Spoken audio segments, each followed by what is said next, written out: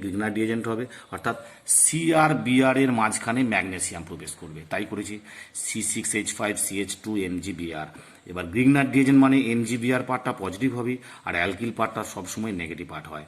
এবার জল পোলার প্রোটিক solvent water, অর্থাৎ যে সমস্ত যৌগের মধ্যে সক্রিয় হাইড্রোজেন গ্রুপ আছে, যেমন জল, ফেনল, অ্যাসিটিক অ্যাসিড ইত্যাদি, এই সমস্ত যৌগের সঙ্গে গ্রিগনার ডিএজেন্টের বিক্রিয়ায় কী হয়, অ্যালকেন প্রোডাক্ট হয় সবসময়। তাহলে প্রোডাক্ট কী হবে এখানে, C6H5CH3, অর্থাৎ টলুইন প্রোডাক্ট হলো।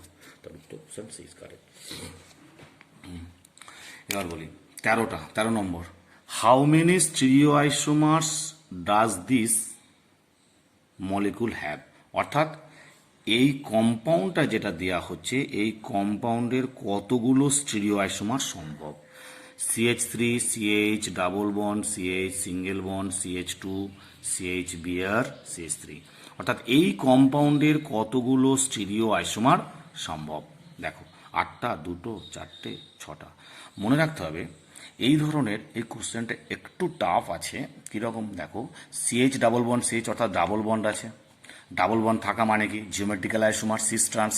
ডাবল বন্ড আবার এখানে এই কার্বনটা হচ্ছে কাইরাল কম্পাউন্ড, কাইরাল কার্বন, এখানে কাইরাল কার্বন থাকা মানে RS নোমেনক্লেচার আসবে, অর্থাৎ আর এখানে ডাবল বন্ড থাকা মানে হচ্ছে সিস ট্রান্স হবে। এরকম কম্পাউন্ডে একসাথে যদি ডাবল বন্ড এবং কাইরাল কার্বন থাকে টোটাল কটা আইসোমার হয়। খুব সিম্পল টেকনিক, ফর্মুলা মনে রাখতে গেলে খুব টাফ হয়ে যায় ব্যাপারটা। তাহলে কার্বন কার্বন ডাবল বন্ড মানে জিওমেট্রিক্যাল আইসোমার, জিওমেট্রিক্যাল আইসোমার মানে কি কি হবে, cis cis cis trans trans cis trans trans হলো, cis cis cis trans trans cis trans trans. এই দুটো সেম জিনিস, cis trans trans cis same, দুটোর মধ্যে একটা আসবে। তাহলে এইটা একটা, এইটা একটা, এটা একটা, টোটাল কত হলো, 3টে হলো। ডাবল বন্ড থাকার জন্য 3টে হলো। আবার এখানে কাইরাল কার্বন আছে মানে RS নোমেনক্লেচার আসবে, অর্থাৎ DLPR আসবে, অর্থাৎ কি কি হবে তখন, আর R R S S R S S, অর্থাৎ তখন কি হলো আর R R S S R S S, অর্থাৎ এস আর আর এস আর এস আর দুটো থেকে আমরা একটা পাবো, আর আর একটা আর এস এস একটা। এখানে কটা হলো, এখানেও 3টে হলো। তাহলে টোটাল কটা আইসোমার পেলাম, টোটাল নাম্বার 6। ক্লিয়ার হয়েছে? তাহলে এখানে টোটাল হলো অপশন ডি, টোটাল নাম্বার হলো 6। যদি ডাবল বন্ড এবং কাইরাল কার্বন একসাথে থাকে তাহলে টেকনিকটা হচ্ছে এইটা, ফর্মুলা মনে না রেখে। ডাবল বন্ড থাকা মানে কি জিওমেট্রিক্যাল আইসোমার, জিওমেট্রিক্যাল মানে কি সিস ট্রান্স, তাহলে সিস ট্রান্স কটা হবে, cis cis cis trans trans cis trans trans. আর সিস ট্রান্স আর ট্রান্স সিস এই দুটো সেম টাইপ, দুটো থেকে একটা পাচ্ছি, তাহলে সিস সিস একটা, সিস ট্রান্স আর ট্রান্স সিস থেকে একটা, দুটো, আর ট্রান্স ট্রান্স 3টে same type, R R R S S R S S. Clear? 3টে 6টা আইসোমার পেলাম। আচ্ছা, কোশ্চেন 14, CH3CH2Cl তাতে NaCN দেওয়া হয়েছে, NaCN দেওয়ার পর প্রোডাক্ট এক্স এর পর কি দিয়ে হয়েছে NiH2, রিডাকশন করা হয়েছে ওয়াই অ্যাসিটিক অ্যানহাইড্রেট দেওয়া হয়েছে, তাতে জেড। ফাইন্ড দ্য জেড, জেডটা কি হবে, 4টে অপশনের মধ্যে জেড কি হবে দেখো। তাহলে রিয়াকশন লিখতে হবে আগে, তাহলে এখানে কি হবে CH3 CH2 Cl এর পরিবর্তে CN মাইনাস একটা স্ট্রং, তাহলে ইলেকট্রোফিলিক নিউক্লিওফিলিক সাবস্টিটিউশন রিয়াকশন হবে, Clটা বেরিয়ে যাবে, সেই জায়গায় CN ঢুকবে, তাহলে সি ট্রিপল বন্ড N হলো, তাহলে CN হলো। এবার CN এ যদি নিকেল হাইড্রোজেন দেওয়া হয়, carbon nitrogen triple bond break হয়ে অ্যামিন হবে, কি হবে CH3 CH2, তাহলে সি ট্রিপল বন্ড N, আবার এটা CH2 NH2 হবে, 1 ডিগ্রি অ্যামিন হবে এটা, তাহলে এটা ওয়াই হলো, এক্স হলো সায়ানাইড, ওয়াই হলো 1 ডিগ্রি অ্যামিন। এবার এতে যদি অ্যাসিটিক অ্যানহাইড্রাইড দেওয়া হয় তাহলে একটা এইচ এর পরিবর্তে অ্যাসিটিক অ্যানহাইড মানে CH3CO2O, তাহলে এতে কী হবে, একটা এইচ বেরিয়ে যাবে, CH3 CH2 CH2 NH CO CH3, N acetyl propanamide. দেখো NH2 একটা এইচ এর পরিবর্তে COCH3 গ্রুপ প্রবেশ করবে, NH2-র একটা H এর পরিবর্তে CO CH3 গ্রুপ প্রবেশ করবে, আর সাইড প্রোডাক্ট হবে অ্যাসিটিক অ্যাসিড। তাহলে এখানে প্রোডাক্ট কোনটা? একমাত্র অপশন এ হচ্ছে correct. 15 CH3 CH2 CHCl CH3, অর্থাৎ এটা একটা কাইরাল কম্পাউন্ড। সেই chiral compound is obtained by chlorination of n-butane will be A mesoform, B racemic mixture, C D form, আর ডি হচ্ছে এল ফর্ম। অর্থাৎ এই যে কম্পাউন্ডটা যেটা 2-ক্লোরোবিউটেনটা পাওয়া গেছে কোথা থেকে? না N-বিউটেনের ক্লোরিনেশন, মনোক্লোরিনেশনে পাওয়া গেছে। N-বিউটেনের মনোক্লোরিনেশন করার পর 2-ক্লোরোবিউটেন পাওয়া গেছে। তো এই যে কম্পাউন্ডটা হলো এই কম্পাউন্ডটা কি মেসোফর্ম, না রেসিমিক মিক্সচার, না ডি ফর্ম, না এল ফর্ম? আগে দেখতে হবে কম্পাউন্ডটা, তুমি আগে যাচাই করে দেখো কি আছে কম্পাউন্ডটা কাইরাল না অ্যাকাইরাল। এই কার্বনটা চারটে হাতে চারটে গ্রুপ আছে, একটা CH3, একটা H, একটা Cl, একটা C2H5, অর্থাৎ কার্বন ইজ কাইরাল, তো কম্পাউন্ড উইল বি কাইরাল। তাহলে কাইরাল যদি হয় তাহলে এর একটা থাকবে, মিরার ইমেজ থাকবে। মিরার ইমেজ থাকা মানে এনানসিমার থাকবে, এনানসিমার মানে রেসিমিক মিক্সচার DLPR, অর্থাৎ অপশন বি ইজ কারেক্ট। যদি কম্পাউন্ডটা প্রোডাক্ট যদি কাইরাল হয় তাহলে তার মিরার ইমেজ হবে enantiomer, that is DLPR or racemic mixture. Okay, এবার দেখো কোশ্চেন 16। C4H9Cl একটা হ্যালাইড, চারটে কার্বনের একটা হ্যালাইড, যাকে sodium in presence of diethyl ether দিলে একটা হাইড্রোকার্বন পাওয়া যায়। সোডিয়াম ডাইইথাইল ইথার রিয়াকশনটা কি? একটা উডস রিয়াকশন, অর্থাৎ উডস রিয়াকশনে সবসময় কী পাই? অ্যালকিল হ্যালাইড থেকে অ্যালকেন পাই, তাই হয়েছে। তাহলে এটা প্রসেসটা হচ্ছে একটা উডস রিয়াকশন। যে হাইড্রোকার্বনটা পেলাম তাতে যদি আমরা মনোক্লোরিনেশন করি কেবলমাত্র একটাই প্রোডাক্ট পাবো, হয়েছে? তাহলে প্রথমে একটা অ্যালকিল হ্যালাইড, তাতে যদি সোডিয়াম ডাইইথাইল ইথার দেওয়া হয় একটা হাইড্রোকার্বন পাবো। সেই হাইড্রোকার্বনে যদি আমরা মনোক্লোরিনেশন করি একটাই প্রোডাক্ট পাবো। তাহলে এখানে এ কম্পাউন্ডটা C4H9Clটা কী হবে? মনে রাখতে হবে, এখানে একটু ব্যাকে যাও। অনলি ওয়ান প্রোডাক্ট, মনোক্লোরিনেশনের পর যদি একটাই প্রোডাক্ট পাওয়া যায় তাহলে সেটা সব সময় সেই কম্পাউন্ডের মধ্যে সব কটা হাইড্রোজেন হবে ইকুইভ্যালেন্ট। ক্লিয়ার? তাহলে এখানে মনে রাখতে হবে উডস রিয়াকশান মানে হাইড্রোকার্বনের প্রোডাক্ট সবসময় কী হবে? কার্বন সংখ্যা ডাবল হবে। তাহলে এখানে চারটে কার্বনের হ্যালাইড আছে, তাহলে 8টা কার্বনের হাইড্রোকার্বন হবে, C8 হবে, কারণ চারটে কার্বন আছে, 8টা কার্বন হবে। আর হাইড্রোজেন H9, এখানে হবে H18, তাহলে 18টা হাইড্রোজেন সমতুল্য হতে হবে। দেখো, যদি আমরা এখানে অপশনগুলো নিয়ে কাজ করি, চারটে কার্বন, সি এর সঙ্গে 3টে CH3 দিলাম,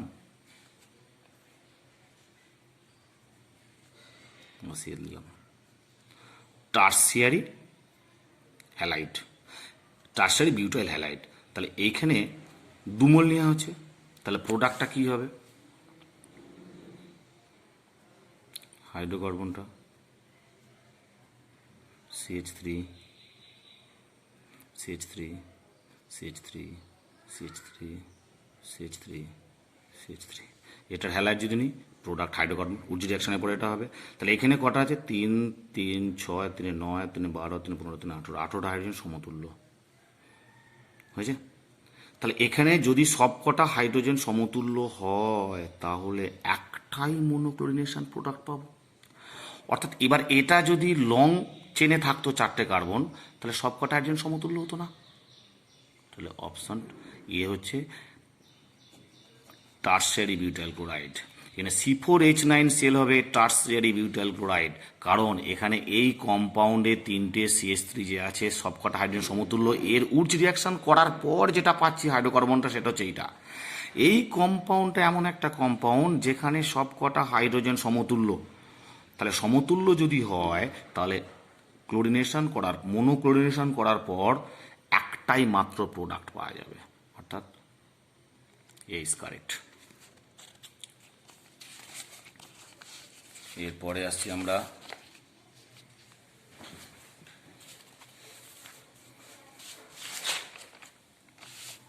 17 নম্বর কোশ্চেন। 17 নম্বর কোশ্চেনটা নিট 2019-এ পড়েছে, খুব ভালো কোশ্চেন, খুব simple. Among the following the reaction that proceeds through an electrophilic substitution reaction, 4টে অপশন দিয়েছে, 4টে অপশনের মধ্যে তোমাকে বলতে হবে কোনটা ইলেকট্রোফিলিক সাবস্টিটিউশন রিয়াকশন। 4টে অপশনের মধ্যে কি আছে? প্রথম অপশনটা কি আছে? বেঞ্জিন বলে CH2H, তাতে HCl হিট দেওয়া হয়েছে, OH এর পরিবর্তে একটা Cl প্রবেশ করেছে। OH এর পরিবর্তে Cl প্রবেশ করা মানে সেটা electrophilic substitution reaction. Electrophilic substitution reaction না, সেটা হচ্ছে nucleophilic substitution.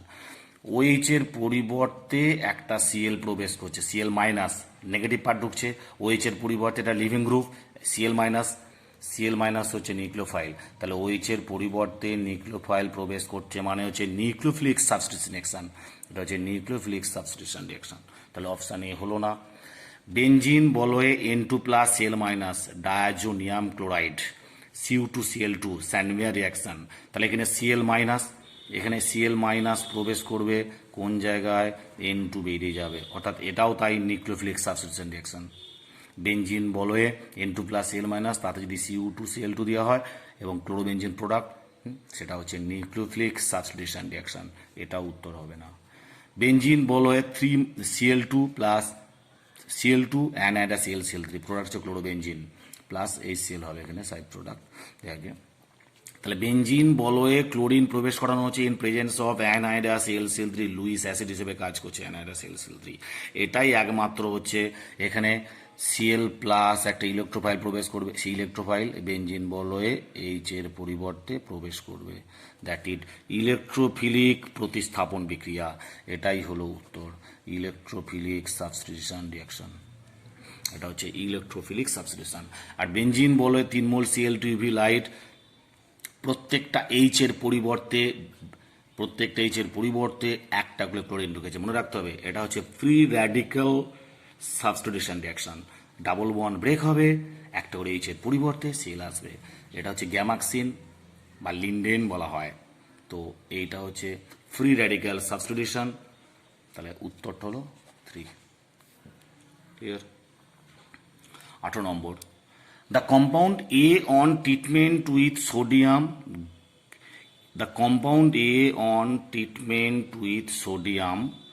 gives A and PCl5 gives C. B and C reacts together to give diethyl ether. A, B and C are in the order. Option A, B, C আর D কি হবে? The compound A on treatment with sodium gives B and PCl5 gives C. A কম্পাউন্ডকে যদি sodium দিয়ে treatment করা হয় তাহলে কি হবে, আর PCl5 দিয়ে ট্রিটমেন্ট করলে কি হবে? দেখো CH3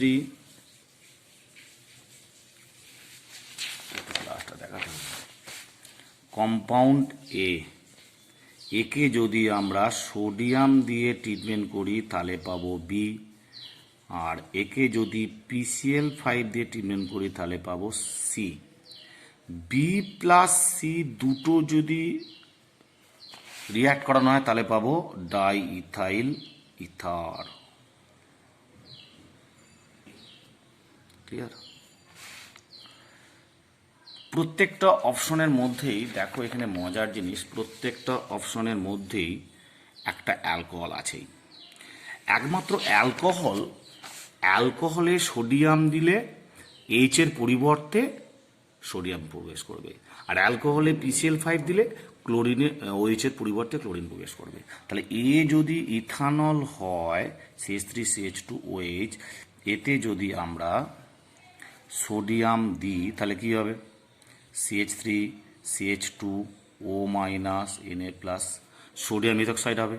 আর এতে যদি PCl5 দেওয়া হয় তাহলে হবে CH3CH2Cl। এটা বি হলো, এটা সি হলো, দুটো রিয়াকশান করে কি হবে? Williamson synthesis, SN1 reaction, Cl বেরিয়ে যাবে, ও- এই জায়গায় প্রবেশ করবে, অর্থাৎ ডাইইথাইল ইথার পাওয়া যাবে।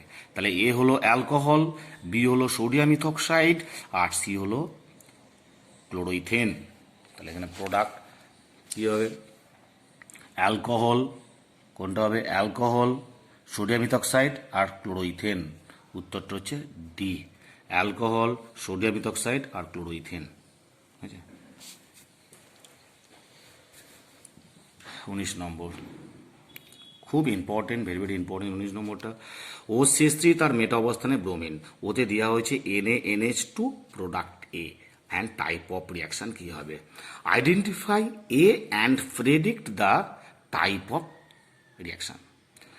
এ অপশান দেখো, প্রোডাক্ট দিয়ে আছে elimination reaction, elimination addition reaction.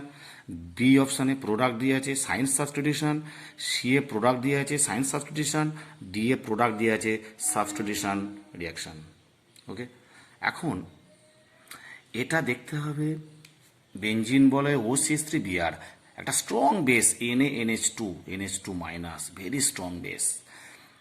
হ্যালোয়ারেন্স nucleophilic substitution reaction দেয় ড্রাস্টিক কন্ডিশনে। ক্লিয়ার? তাহলে এখানে ড্রাস্টিক কন্ডিশনটা কি? এখানে ড্রাস্টিক কন্ডিশনটা হচ্ছে NaNH2 অর্থাৎ NH2 is a strong base, so it occurs substitution reaction.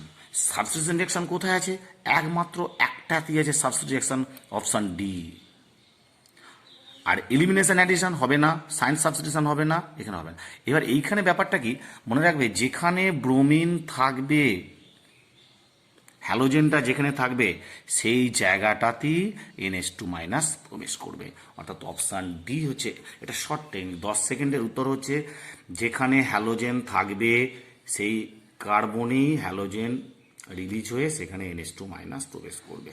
এর মেকানিজমটা একটু দেখাচ্ছি আমি, একটু অন্যরকম।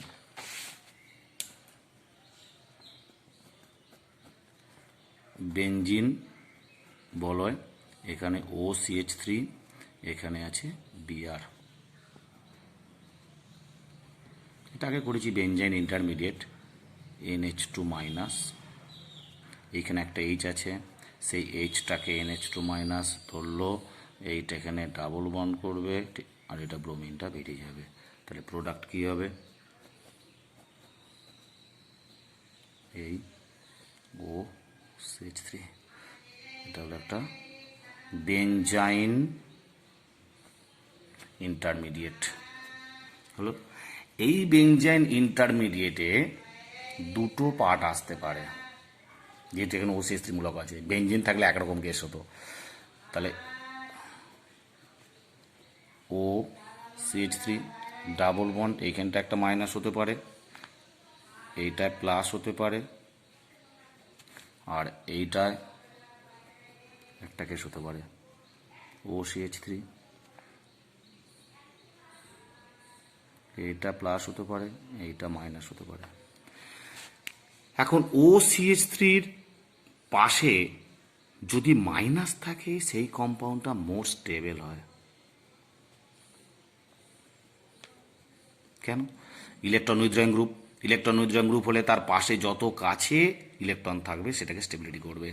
আর এটা OCH3-র অনেকটা দূরে আছে নেগেটিভ চার্জ মেটা অবস্থানে, সেটা লেস স্টেবল। সেই জন্য Br পরবর্তীকালে NH2 নিউক্লিওফাইলটা এইখানে প্রবেশ করবে আর H+টা এখানে আসবে। তাহলে প্রোডাক্ট কি হবে?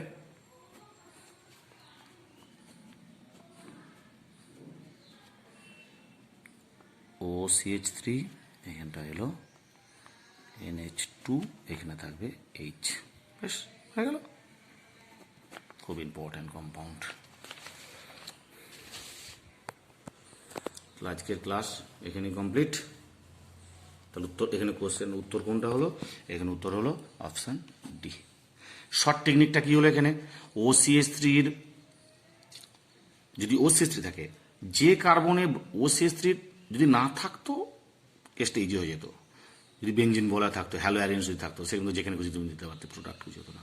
যদি কোনো গ্রুপ থাকে, গ্রুপের রেসপেক্টে যে হ্যালোজেনটা আছে, সেই হ্যালোজেন যেখানে থাকবে সেখানে নিউক্লিওফাইলটা প্রবেশ করবে, ব্যাস। আর এটা হবে substitution reaction. D is correct. Complete.